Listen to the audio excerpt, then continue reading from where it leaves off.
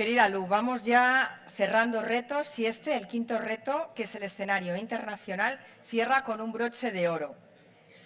La conferencia Tendencias del Mercado de Trabajo en España nos devuelve al centro de este congreso el empleo y el futuro del empleo de las personas con discapacidad aquí en España. Una conferencia que presenta el vicepresidente de AERIS y director general de la Fundación Abrodisis, Jacinto Castillo. Tienen la palabra. Pues yo creo que nos pasa igual que antes, que Jacinto está todavía sin microfonar. Pues vamos a decirles algo que si todavía no lo saben, creo que se pueden llevar un recuerdo muy bonito con una cámara Polaroid, que está por ahí nuestra compañera Nuria haciendo fotos. Entonces os animo que ahora en la comida, si no os habéis hecho una foto, os la hagáis y así os podéis llevar un recuerdo más de Santander. Ahora sí, tenemos a Jacinto y damos paso a la mesa.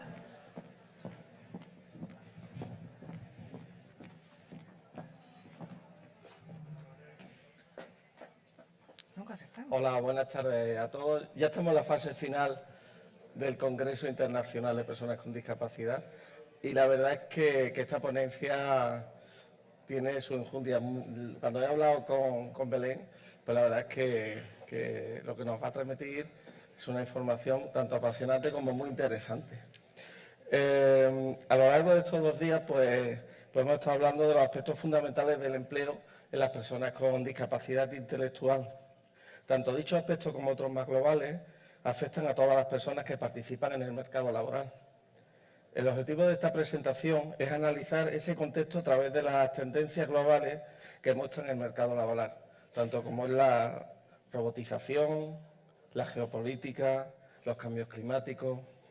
A lo largo de esta ponencia se analizarán las mencionadas dinámicas como el objetivo de comprender la evolución reciente del empleo y la perspectiva futura. Para ello nos acompaña Belén Castro Núñez, profesora de Economía Aplicada en el Lab, Grupo de Investigación Consolidado en el Mercado Laboral y Análisis Económico de la URJC. Pues muchas gracias a todas por estar aquí. Sé que han sido 2 días intensos, con lo que agradezco la permanencia en esta última conferencia que prometo durará poco, a pesar de que el tema es muy amplio. Como veis ahí, y voy a hacer lo mismo que mi predecesora, me voy a levantar para para poder dirigirme a vosotros y sobre todo esquivar el cañón para no quedarme ciega. Entonces, la presentación, esto funciona perfectamente, la presentación es un tema muy amplio. ¿Por qué? Porque el mercado laboral no es solo un sitio donde trabajadores y capital se combinan para producir cosas, sino que también es un entorno donde las personas pasamos una gran parte de nuestra vida y es una parte fundamental de nuestro proyecto vital. Con lo que el trabajo no es solo un factor productivo, sino que es una fase importante, un aspecto, una dimensión importante de la vida de las personas. Y, por tanto, el análisis del mercado laboral va más allá del análisis económico y tiene un componente social, un componente emocional, va más allá de ese aspecto económico. Por eso, lo primero que quería indicar, para hablar de los retos del mercado laboral, yo sé que este es un foro donde hemos hablado de una parte específica del mercado laboral, pero las personas con discapacidad o con diversidad funcional son personas trabajadoras también o personas que buscan trabajo y en ese sentido comparten muchísimos retos, muchos más de los que piensan, con el resto de trabajadores y trabajadoras. Esta mañana una persona estaba preocupada por si iba a realizar bien sus funciones laborales. Ese mismo reto lo tuve yo en mis primeros días de trabajo como profesora. La frustración, incluso el llanto por pensar que no iba a dar la talla. Ese síndrome del impostor, que además a las mujeres nos afecta en mayor medida, lo tenemos muchas personas al principio de nuestra carrera laboral o cuando entramos en un nuevo puesto laboral. Muchos retos nos unen y muchos retos globales, como los que hablamos aquí, se aplican a todos los colectivos del mercado laboral, en mayor o menor medida, con ciertas especificidades. ¿Qué retos tenemos que afrontar en el mercado laboral? Retos económicos. La globalización el descenso de ese sentimiento optimista de los beneficios de la globalización, el proteccionismo, la vuelta al proteccionismo que estamos viendo en muchos países en Europa y en otras partes. Eso afecta al mercado laboral. El aumento de la competencia. Muchas de las personas aquí estáis a cargo de empresas, trabajáis en empresas, centros especiales de empleo, fundaciones, entidades que afrontan la competencia día a día. Y eso, evidentemente, nos hace replantearnos cómo sobrevivir en ese entorno. El cambio tecnológico, esa necesidad de estar innovando constantemente como entidades, eso nos afecta porque implica un gasto de energía, de tiempo, que evidentemente no podemos dedicar a otras cosas. Hay que reservar ese tiempo para una estrategia para aumentar la competitividad, innovación, etcétera. Y la calidad del empleo. La calidad del empleo es un eje, algo que aún muchas personas no asumen plenamente. La calidad del empleo ha disminuido. Lo digo yo, lo dicen los organismos internacionales. Ha disminuido en todo el espectro de profesiones. En algunas le llamamos directamente precariedad laboral, pero también en los puestos laborales más cualificados hay una disminución en la calidad laboral, sobre todo con respecto a nuestras expectativas. Porque también, y vamos a los retos sociales, ha habido si no un aumento, desde luego no una disminución como se esperaba de la desigualdad social. A nivel mundial se sabe, pero sobre todo la gran noticia es hay un aumento de la desigualdad dentro de los países desarrollados. Esa parte de la historia no la imaginamos, no la vimos venir. No vimos venir los países desarrollados que la precariedad laboral se iba a instaurar en nuestras economías, con lo que es un reto laboral actual y futuro.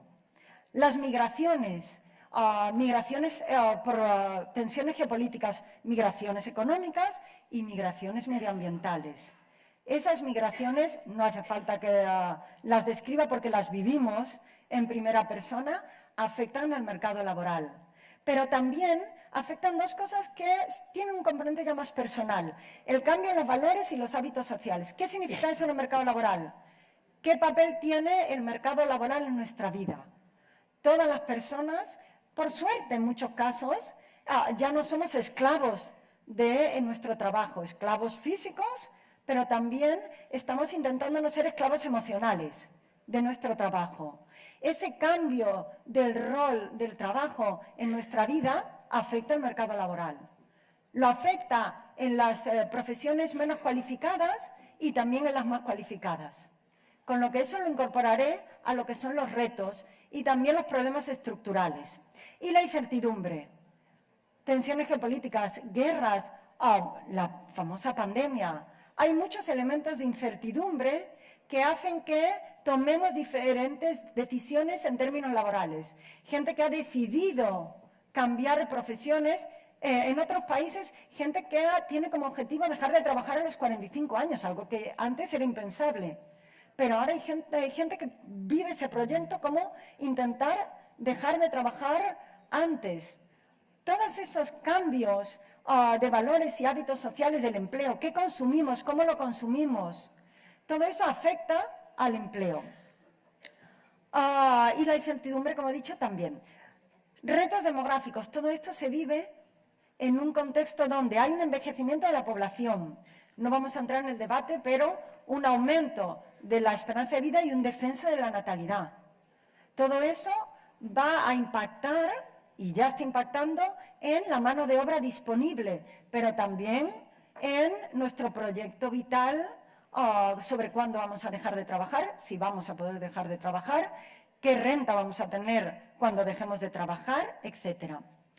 La urbanización creciente y la despoblación de zonas rurales. Ayer aquí mismo en Santander estaba oyendo en la mesa de al lado de donde estaba cenando a unos jóvenes, chicas y chicos, hablando de la dificultad para independizarse, de cuánto tenían que pagar por encontrar un piso, cuánto valía un piso, cuánto les estaban pagando en su trabajo, etc. La urbanización creciente está introduciendo tensiones en el mercado laboral. En las plazas públicas que se habló, las personas que han estado en plazas públicas estatales saben que nadie se quiere ir a Baleares. ¿Por qué? Porque no da el dinero. En educación, en sanidad, las plazas se están quedando vacías. ¿Por qué? Porque, entre otras cosas, no da el dinero. En el otro extremo, la despoblación de zonas rurales. Pero eso no solo al mercado laboral le afecta desde el lado de vista de los trabajadores. Las empresas, las entidades, cuando localizan su actividad económica, también se están desplazando por precios, por localización cerca, por el teletrabajo. Hay un desplazamiento de personas y de actividad económica. Y por último, el último ámbito de retos medioambientales.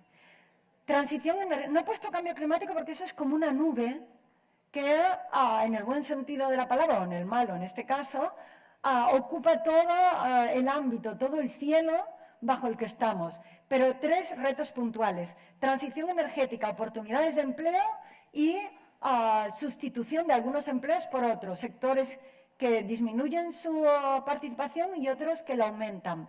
La contaminación y la gestión de residuos, que en este foro ya se ha hablado previamente, se abordó antes de que se convirtiera en un reto inminente, ya se abordó aquí. Y la sobreexplotación de recursos. Todo esto lleva a las entidades a repensar cómo hacen las cosas. Y detrás de eso tira el empleo. Nuevos retos para un empleo que se ajuste a esos cambios en la actividad productiva. Y en ese contexto, ¿cuáles son los problemas estructurales en España y los retos? He marcado 4 problemas estructurales, porque creo que son claves. La dualidad del mercado laboral, es un poco raro el término, pero es muy sencillo de entender. El paro estructural, es decir, ese paro que se mantiene incluso cuando estamos en bonanza. Y las tensiones en el mercado laboral. Esa falta de encaje entre lo que se demanda y lo que se oferta. Y ahí, transversalmente, esa cosa que primero nos lo dijeron, nos lo han repetido constantemente, cual padres echando la bronca a sus hijos, a los alemanes, que la productividad la tenéis muy baja, que los salarios mirad cómo los tenéis, que la productividad, y tenemos esa cosa de la productividad muy baja, la productividad muy baja. Pues simplemente comentar 2 o 3 cositas sobre, evidentemente, un problema que no es solo de España, sino que comparten casi todos los países desarrollados. Y unos retos globales. Todos estos problemas estructurales los tenemos que afrontar, además teniendo en cuenta 2 grandes retos. El envejecimiento de la población y la gestión de la migración. En España es un reto actual y futuro. Y la gran revolución. La buena noticia de esta gran revolución es que no es la primera. Lo que pasa es que, igual que la pandemia, lo vivimos porque pues, es la gran cosa que hemos tenido. Estoy mirando las edades y más o menos, pues no vivimos una guerra como tal, no vivimos una peste como tal, y entonces, pues cuando nos ha pillado la pandemia, claro, ha sido como lo que le contaremos a nuestras generaciones venideras. Pero la humanidad se ha enfrentado a estas cosas y a muchas otras. Pero nos ha tocado estas 2 cosas. Una revolución industrial de servicios, de procesos productivos, que es la 4ª, es decir, hemos pasado 3.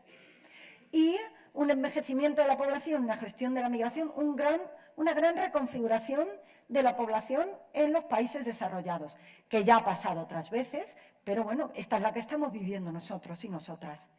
Evolución del mercado laboral. La buena noticia, vamos mejor. Se han ido los representantes de las políticas y va a decir, bueno, hay que reconocer que para una cosa que nos ha salido bien en el corto plazo en la historia reciente, la tasa de actividad sí que está un poco ahí rengueante, pero la tasa de paro ha mejorado.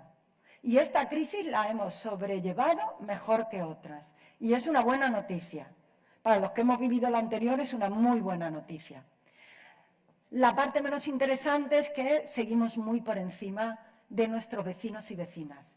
España sigue estando a la cola de la Unión Europea en paro. Y eso se une a que la población activa es esa que busca trabajo o está trabajando. Está por debajo también. Entonces, claro, esa unión no es buena. Esto es como el hambre y las ganas de comer. No es una muy buena unión. Hay que trabajar y aquí están las personas con discapacidad. Es una pérdida de talento. mujeres, personas mayores de 45 años, jóvenes que ni estudian ni trabajan, personas con diversidad funcional, con discapacidad o con diversidad neuronal, se dice neuronal creo, todo ese colectivo de talento está esperando ser explotado, en mayor o menor medida. Pues ahí se nota cómo no está siendo explotado. Y una tasa de paro alta, mucha gente no está encontrando su encaje en el mercado laboral. ¿Por qué es eso? Bueno, hay un fenómeno que la persona de Latinoamérica conocerá, que parecía que solo se daba en Latinoamérica, pero también se da aquí, que es la dualidad del mercado laboral. Hay dos realidades paralelas. En los países en desarrollo suele ser acompañado de una realidad social. No hay clase media y hay dos mercados laborales. Uno para la gente con menos recursos, poca formación, y otro para la élite. ¿Y por qué puede haber eso en España? Bueno, en parte en los 80 se dio una reforma laboral que hizo que, en nuestro caso, fuera un mercado laboral temporal y un mercado laboral protegido en el sentido de con contratos fijos. Y un diálogo social, una negociación colectiva mucho más fuerte. Esa dualidad se empezó en los 80 y siguió y se instauró. Y con ella las diferencias en las condiciones laborales. Contratos temporales a contratos indefinidos. Consecuencias, evolución procíclica. ¿Qué significa eso? Que cuando la cosa va bien, va muy bien, pero cuando la cosa va mal, va muy mal. Y cuando iba mal, no nos recuperábamos fácilmente. Y eso era un problema de esta dualidad. Una precariedad laboral. ¿Por qué? Pues porque había demasiada gente en la parte mala de la dualidad. Una inestabilidad en las trayectorias laborales. Las personas tienen trayectorias laborales inestables, pero eso también le afecta a las empresas. ¿Por qué? Porque la rotación es muy alta en los puestos laborales. Eso no beneficia a nadie. Los trabajadores rotamos mucho y en un puesto laboral se rota mucho. Una gran ineficiencia para las dos partes. Avances. Es cierto que se ha intentado avanzar y se ha avanzado. La última reforma, la de diciembre de 2021, ha dado un paso normativo para reducir esos contratos temporales. El aumento del salario mínimo interprofesional, podríamos estar aquí otros 20 minutos hablando de esto, puede tener luces y sombras en su implementación, pero es cierto que en términos de precariedad laboral ha sido un avance. Ha sido un avance para mejorar las condiciones laborales de unos colectivos que son vulnerables y que estaban atrapados en realidad en esos contratos temporales. Y por último, la aplicación de los ERTES. Esa palabra que ahora conocemos todos, que sepáis que no fue, por decirlo de alguna manera, un invento ex proceso para eso. Era una herramienta que estaba ahí, pero que no se usaba. Ese uso masivo, en algunos meses, permitió un sostenimiento de la parte, sobre todo, más vulnerable de la masa laboral. Con lo que ha habido un avance en intentar mejorar las condiciones laborales, intentar reducir esa dualidad.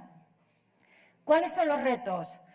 El antibiótico genérico que además no crea resistencia, cualificación y recualificación. El sistema educativo de cualificación profesional es uno de los grandes problemas estructurales, no solo nuestro, también de otras economías. Pero la cualificación y recualificación a lo largo de toda la vida laboral es un reto para las personas porque es agotador, extenuante, y un reto para las entidades porque es un dinero, un tiempo que hay que invertir. Pero en eso estamos juntos, juntas, porque no hay un plan B para eso. Es, por decirlo de alguna manera, lo que hay que hacer.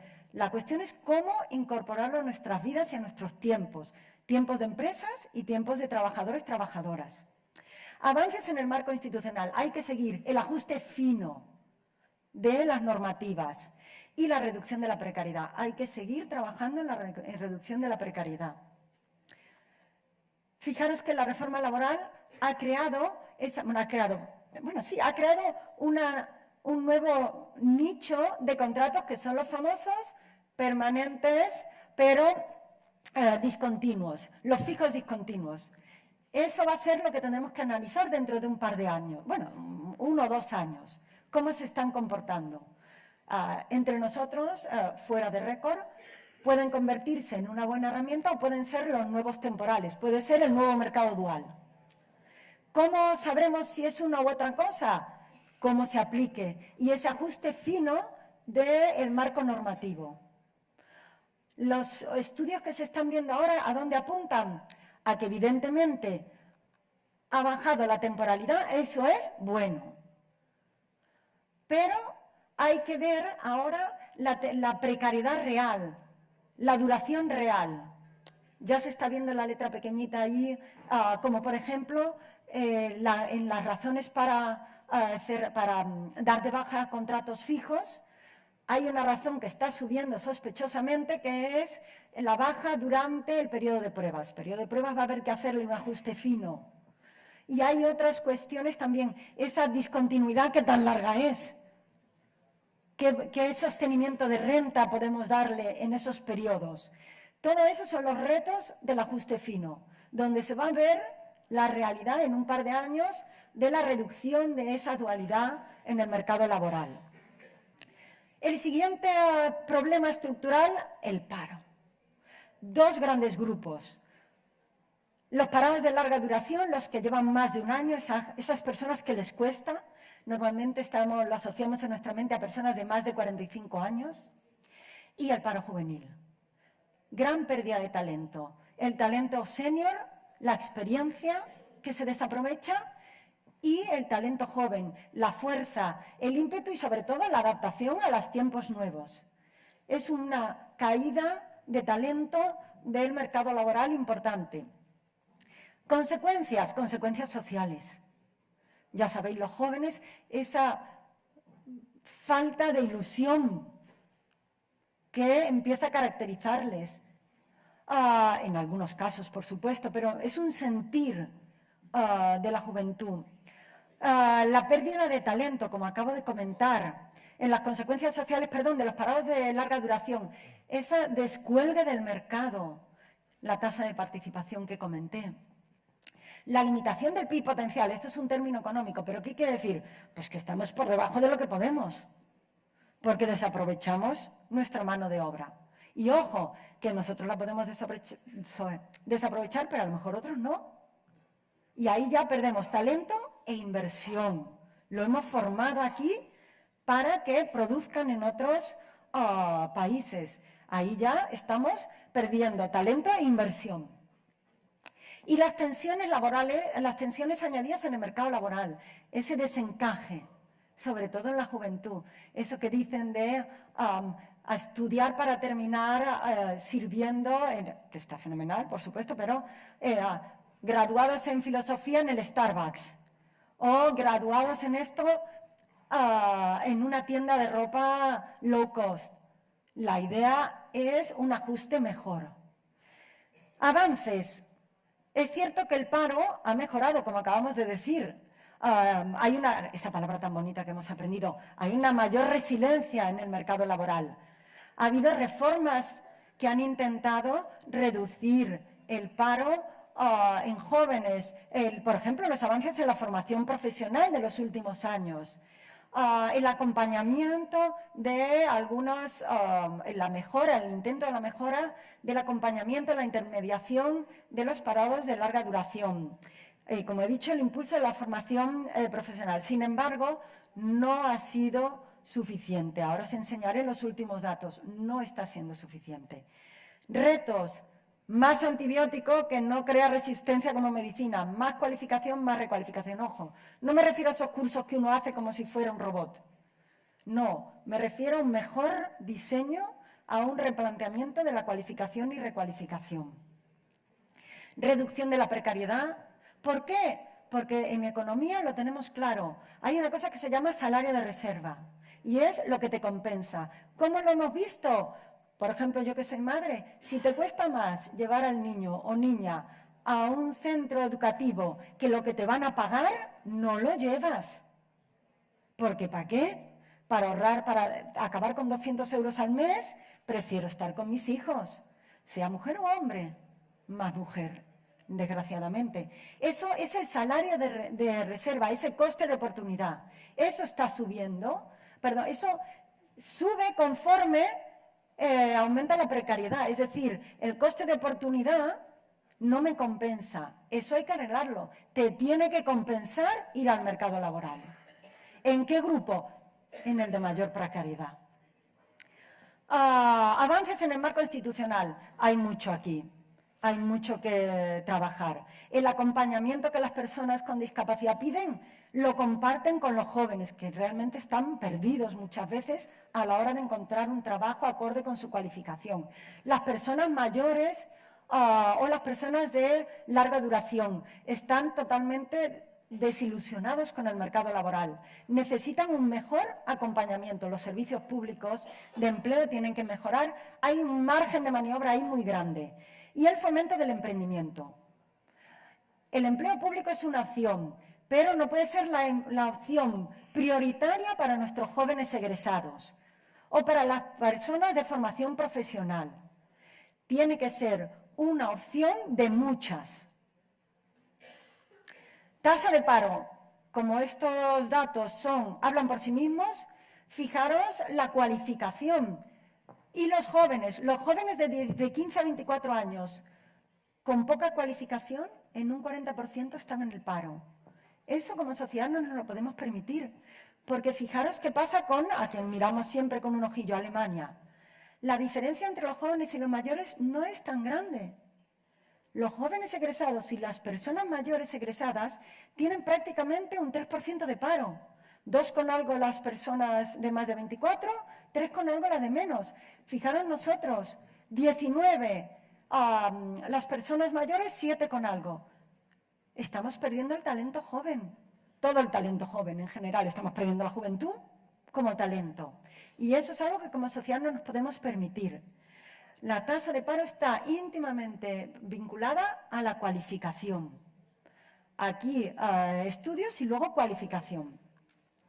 Fijaros, larga duración, el 4,9%. Recordar que más o menos la tasa de paro en España era un 12%.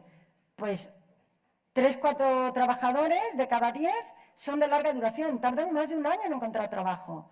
Eso no nos lo podemos permitir. Esas tensiones se viven, fijaros, en oferta y demanda. Tenemos unas piezas que no consiguen trabajo y tenemos un puzzle sin piezas. Perspectiva de la oferta, de la demanda y la institucional. He dicho que no me iba a pasar y me he pasado un poco, así que voy a tener que resumir. La oferta, el sistema educativo, pero la demanda, las condiciones laborales, la retención de talento. Las entidades tienen que esforzarse en retener talento. Y nosotros, como oferta, tenemos que mejorar ese sistema educativo, incorporar a esa población que está envejeciendo, ver el relevo generacional, asegurar que existe relevo generacional, incorporar a las personas que vienen de otros países. Ese cambio en la oferta laboral, porque la migración tiene otra cualificación, no peor ni mejor, otra, tiene que absorberse, pero institucional. Ese match se tiene que producir en un marco institucional. Ese mercado laboral tiene que ser fuerte para poder encontrar, para poder propiciar un buen espacio de encuentro entre oferta y demanda. ¿Por qué? Porque en el exterior también tienen ese problema. Consecuencias de ese problema de match, consecuencias sociales, consecuencias de pérdida de talento, como he comentado, limitación del PIB potencial, impacto en el desempleo y condiciones laborales. Esa falta de match, ese desánimo, impacta en las condiciones del desempleo y las laborales. Avances. Hemos mejorado, hemos impulsado la cualificación, hemos impulsado la formación profesional, pero hay que intensificar eso. Quiero que salgáis de aquí pensando que hay que intensificar la cualificación de los trabajadores y las trabajadoras. Y me diréis, eso es como pedir la carta a los reyes. Es que eso es lo que hay que hacer. Eso es lo que hay que hacer. Reducción de la precariedad, atracción del talento, una economía centrada en las personas. ¿En qué personas? En los trabajadores, en las trabajadoras. avanzar en el marco institucional e intentar mantener la cohesión social. Una sociedad sin solidaridad con los colectivos de trabajadores y trabajadoras no tiene futuro en los países en desarrollo, pero tampoco en los países desarrollados. Esa solidaridad significa que algunos perdemos un poco de privilegios para que otros alcancen una mejor situación. Es así como se funciona la solidaridad. Perdemos privilegios algunos para que otras personas ganen mejora en condiciones laborales. Esto es un poco más de lo que había comentado, con lo que no os preocupéis, y la productividad y el valor. Claro, todo esto hay que hacerlo dentro de un contexto en el que es cierto que nuestra productividad es menor que la de otros países. Si ponemos Alemania, en torno a un 40%, nos queda mucho trabajo. ¿Cómo se mejora esa productividad? No es solo un trabajo de los trabajadores y no es solo un problema de bajo valor añadido. Es un problema o es un reto en innovación. Y ahí muchas economías ya han entendido que no es solo innovación de máquinas, sino también innovación en procesos, innovación en el capital humano.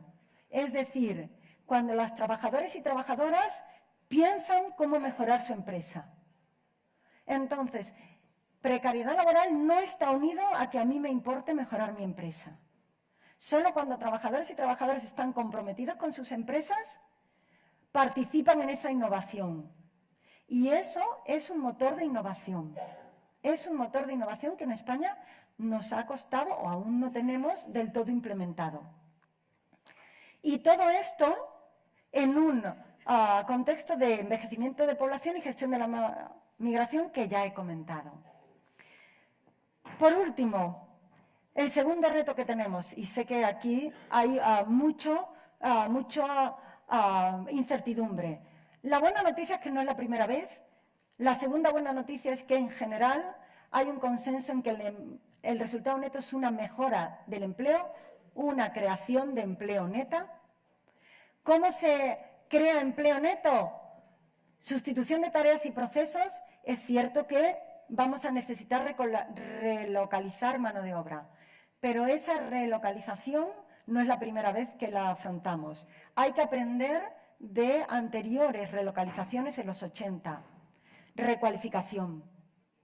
Esta es en eso un poco más sencilla. ¿Por qué? Pues porque realmente ya lo vimos venir en cierta manera. Digitalización, mejora de la brecha digital. ¿Qué va a pasar con la robotización y la inteligencia artificial? Muy bien. La mayor parte de los puestos laborales cambiarán su contenido. Eso es cierto. Pero en muchos de esos procesos se crean nuevos puestos. Necesitamos solidaridad para la relocalización e inversión en cualificación para reducir lo más posible los tiempos de relocalización de tareas de puestos laborales. Esta nueva revolución habla más de los contenidos que de los puestos laborales, de las personas, con lo que hay que intentar avanzar en visualizar cómo se complementan más que cómo se van a sustituir. El margen de maniobra de complementación es mayor que el de sustitución.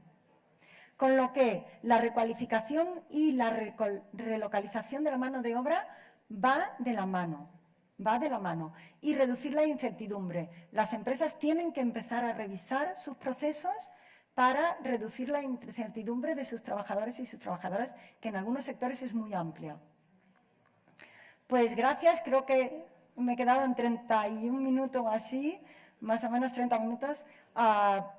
Ahí tenéis mi email, estoy abierta y en nuestro grupo de investigación somos apasionados de la economía social, hemos trabajado con colectivos como las personas con discapacidad, con lo que todo nuestro conocimiento está al servicio de la sociedad y en este caso al servicio de este sector. Gracias. Por los 5 minutillos, yo creo. Bueno, pues muchas gracias, Belén. La verdad es que me ha notado que tenemos algunos retos. Tenemos el reto económico, el aumento de la competencia, la calidad del empleo, que ha disminuido, es decir, esa filosofía de vivir para trabajar hay que cambiarla y es trabajar para vivir. La tasa de actividad, pues renqueamos un poquito, hay que mejorarla. La tasa de paro, pues ha mejorado, pero también hay que mirar a la Unión Europea, ¿no? A Europa, Alemania, como bien has dicho, ¿no?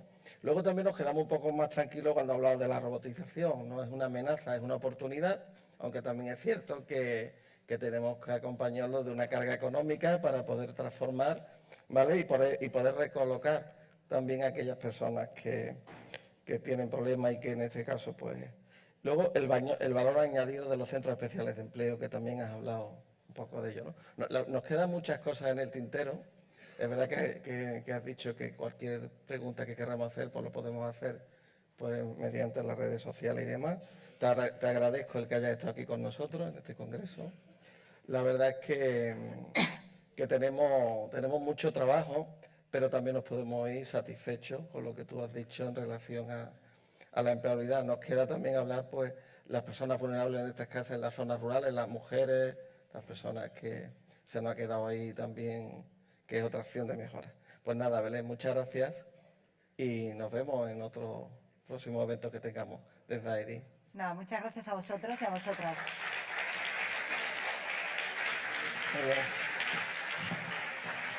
Pues ahora sí que sí, Lucía, esto se acaba. Han sido 2 días muy intensos, de muchos aprendizajes. Han pasado por aquí 50 ponentes, 8 mesas redondas, 3 conferencias, 4 talleres, 20 comunicaciones que nos llevamos en la maleta para reflexionar, innovar y avanzar en el empleo de las personas con discapacidad. Y como han salido tantas ideas tan positivas, yo creo que mañana mismo nos tenemos que poner a trabajar en ello. Bueno, Eva, querrás decir el lunes. Aunque los ponentes nos han transmitido tanta energía que yo creo que el futuro del empleo va a ser mejor. Todos los asistentes, gerentes, directores de centros especiales de empleo, profesionales del ámbito del empleo y, cómo no, las personas con discapacidad intelectual, si todos unimos fuerzas, estoy segura que avanzamos sí o sí. Con este espíritu de unión vamos a dar paso a las conclusiones y a la clausura de este Congreso Internacional, que será la antesala de un almuerzo que degustaremos en el Palacio de la Madalena. Pero antes, mi compañera y yo queremos agradecerles la oportunidad de ser maestras de ceremonias. Gracias por confiar en nosotras para conducir este acto. En mi caso, por vuestra magnífica hospitalidad y haberme enseñado los rincones más bonitos de esta ciudad. Y desde luego que por enseñarme desde dentro cómo se organiza un congreso ecopasiego, con calma, compromiso y mucho cariño, como los bizcochos que nos llevamos todos en la maleta. Muchas gracias de todo corazón. Me sumo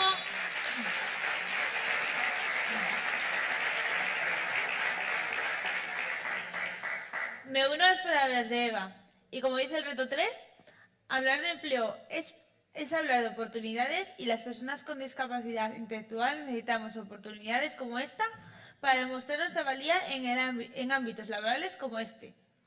A mí me encantaría que más congresos se contase con personas con discapacidad intelectual, como auxiliares de congreso, ayudantes de escenario, o como yo hoy, maestros de ceremonia. Me encanta.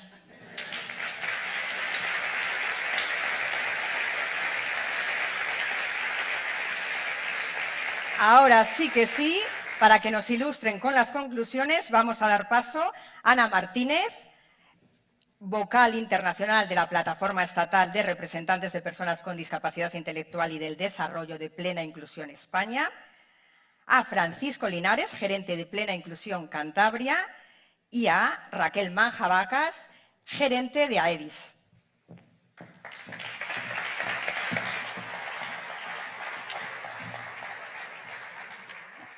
Bueno, siendo la hora que es, hemos decidido en la organización que no vamos a leer todo este tocho. Son 24 páginas de conclusiones, lo vamos a colgar. Y siendo la hora que es, vamos a empezar ya a pensar en comer, en que sean buenas tardes. Por lo tanto, nuestra compañera Ana nos va a hacer una de las conclusiones que creemos que es más interesante o más importante. Así abreviamos lo que es el cierre del acto. Ana. Hola, buenas. Vamos a hablar de la conclusión de participación y representación. Asegurar la participación activa de las personas con discapacidad intelectual y las organizaciones que las representan en el diseño, implementación y evaluación de políticas de empleo. Es fundamental para desarrollar soluciones efectivas y pertinentes. Las personas con discapacidad intelectual deben tener una voz significativa en los procesos de toma de decisiones que afectan a sus vidas laborales. Esto incluye la participación en comités consultivos, grupos de trabajo y otras plataformas donde se discuten y se desarrollan políticas de empleo. Las organizaciones que representamos a las personas con discapacidad intelectual y del desarrollo jugamos un papel crucial en la defensa de nuestros derechos y en la promoción de prácticas inclusivas. Es necesario apoyar y fortalecer las organizaciones, asegurando que tengan los recursos y la capacidad necesarios para participar activamente en la formulación de políticas. Muchas gracias.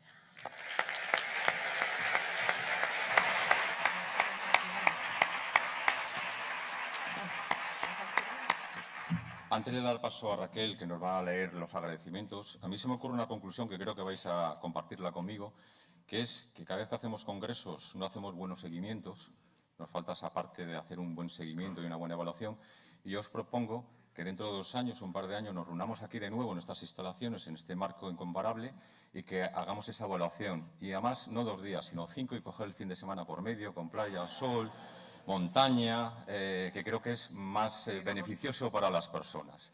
Venga, muchas gracias, y Raquel acaba con los agradecimientos.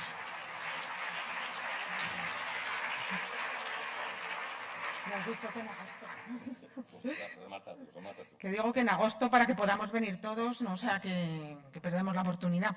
Bueno, queríamos, como no os decía Fran, que lo de las conclusiones son muchas y se iba a alargar, queremos, bueno, además de agradeceros a todos el esfuerzo de venir aquí, haber aguantado estoicamente la mayoría hasta el final, queríamos terminar agradeciendo a las personas con discapacidad que nos han ayudado en estos 2 días en organizar el congreso, prestarnos todo el apoyo que hemos necesitado.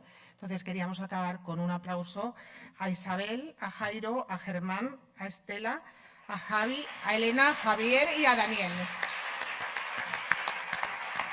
Oye, ¿podéis pasar ahí que se os vea mejor para que os hagan una foto?